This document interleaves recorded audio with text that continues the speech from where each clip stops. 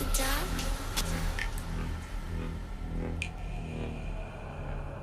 Are you scared? I can see you from behind. You can hear me in your mind. Run so fast as you can go. Time will catch you before you know. Alright, so if you weren't here for my last two, which was the Jason Voorhees being number one, and the second was Inspired Chatterer, then you don't know why I'm doing what I'm doing right now exactly, but if you do want to know, then definitely go check out those guys. I'll link them in the description box down below, but besides that, I'm putting on one layer of liquid latex to start out, taking a bunch, like a handful of cotton balls, unwinding all of them, and then placing them down. This is just going to be the base to this mask. Once I've got a decent layer of both the liquid latex and the cotton ball mixture down, I'm going to be placing even more liquid latex over top of that and just drowning it for its sins in liquid latex. So this is now a liquid latex and cotton sandwich. I'm sure you've noticed that there is going to be a differentiation between each of these masks, otherwise they'd be the exact same mask. And for this mini series, I'm going to say I have basically told you guys the differentiations between them, so this one is going to be no different. In this one I am just leaving a small, I would say like a rectangle in the center of this. It is going to not just be a regular rectangle as you guys did see in the intro, but for now it's just a little rectangle.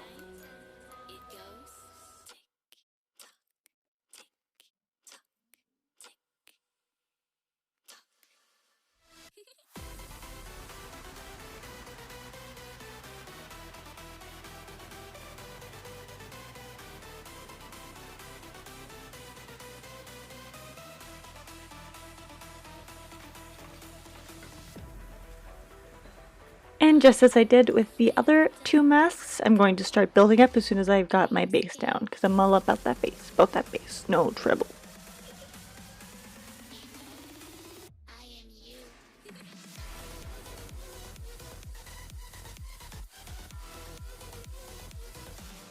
The rectangle in the middle is definitely hard to see, but it does get more visible the more layers I'm going to add to this.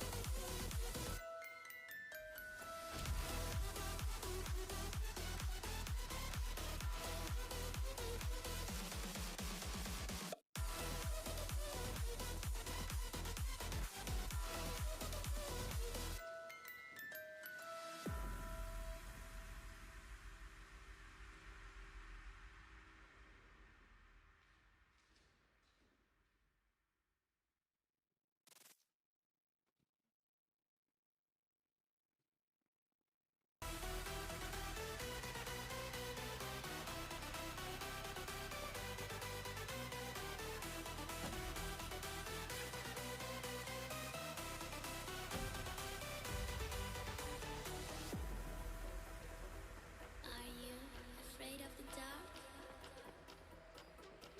Are you scared?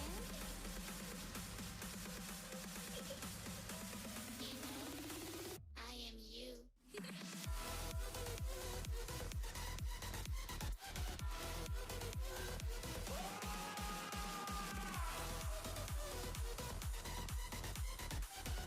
I definitely did try my best to keep the rectangle as rectangular as possible, but it was a little bit difficult sometimes, so I just took a palette knife, and this is going to be doused in liquid latex as well so it doesn't stick, and I'm going to be mapping out exactly where that rectangle is and making it a little bit more of a harsh line, so it's a line of demarcation rather than blending. I'm coming closer.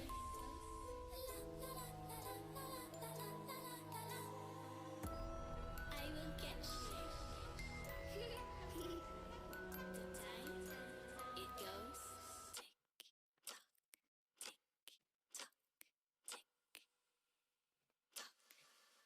tick tock, tick tock.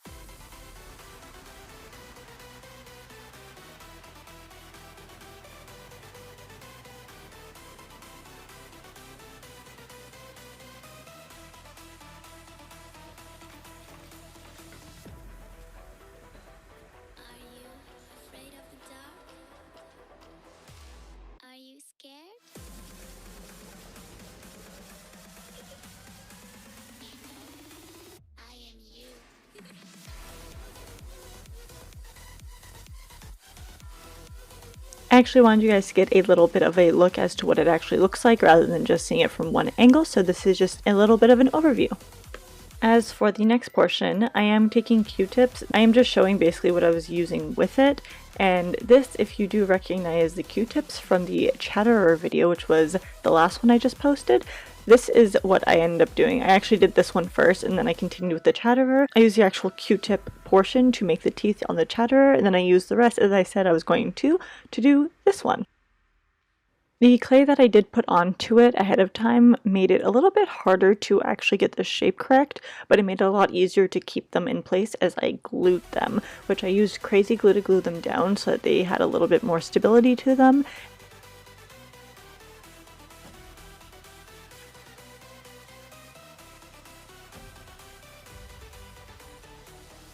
And then I put the liquid latex over top of them, the unraveled cotton round, you know the drill.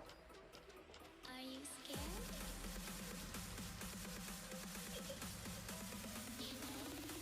I am you.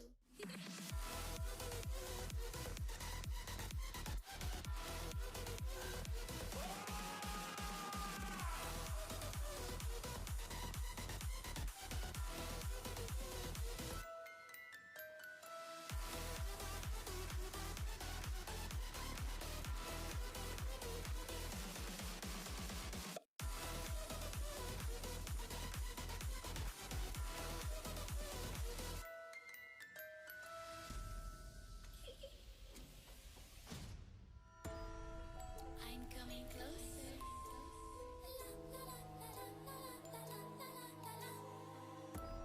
I will catch you. The time it goes. And once again, I left this to dry overnight. And here we have the dried piece alongside my reference picture, and again the alcohol activated paints, which are my paints of choice for this entire mask making series. For this I just used kind of like a really cool tone grayed out brown. This was actually the easiest mask to paint because all it had was gray tone to it, a little bit of a darker tone just to give it that kind of distressed look.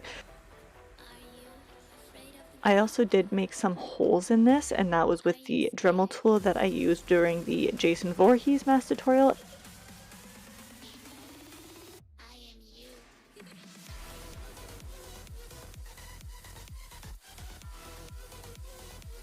And then I also took some scissors and made even more so of the cuts so that it was just super clean, and then I went over the edges with paint so that it looked a little bit more realistic, comparatively speaking to a liquid latex and cotton creation versus, oh I don't know, a leathered creation.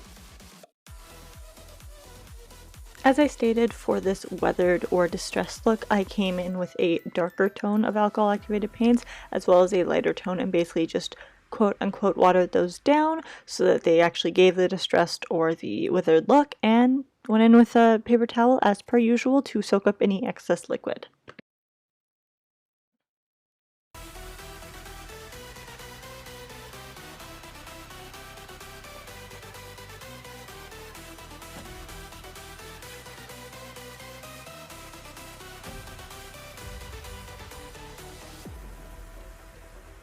Are you afraid of the dark?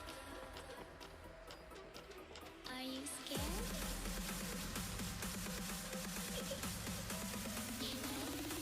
I am you.